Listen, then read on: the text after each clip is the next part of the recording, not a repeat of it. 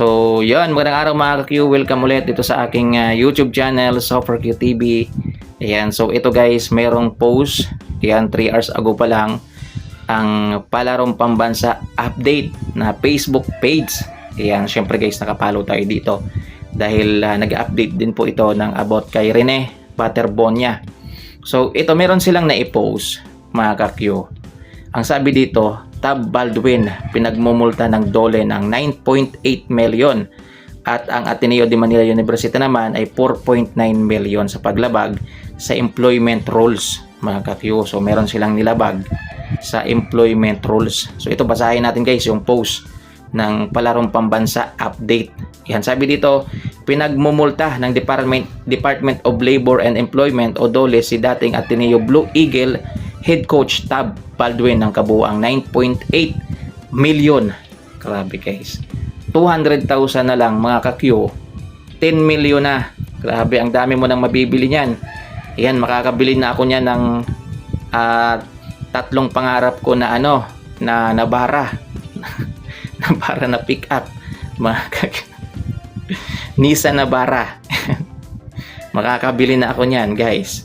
Yan, dahil umano sa paglabag sa employment requirements para sa foreign workers. So, meron palang paglabag, mga ka-Q. Ayan. So, nalaman ito dahil sa pagkawala ni Rene. So, inusisa na lahat, mga ka-Q. Ayan, hinukay na lahat. Ayan. Tapos, ito yung mga multa, guys. May 4.9 million na multa para sa paglabag sa Alien Employment Permit. Grabe, 4.9. Naglabag sa Alien Employment Permit. Tapos, 4.9 million naman dahil sa failure to secure a certificate of exemption. So, yon guys.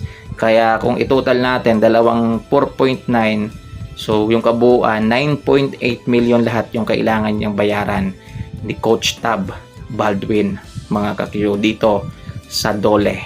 Ayan, Department of Labor and Employment. Tapos, ito naman guys, syempre hindi lang si Coach Tab, pati na rin yung Ateneo de Manila University ay merong 4.9 million dahil sa pag-employ kay Baldwin nang walang kinakailangang permit. O diba guys?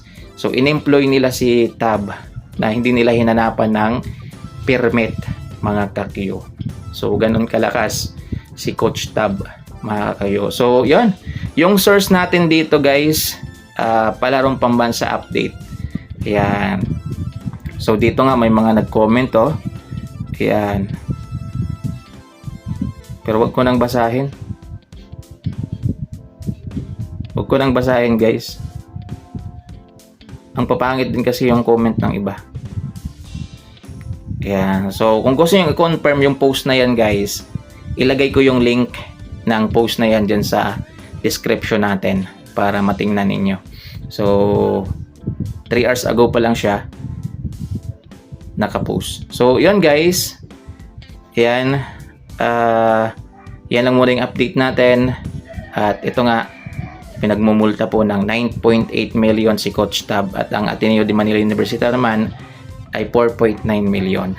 Yan, dahil sa pagtanggap nila kay Baldwin na walang kinakailangang permit, mga ka-Q.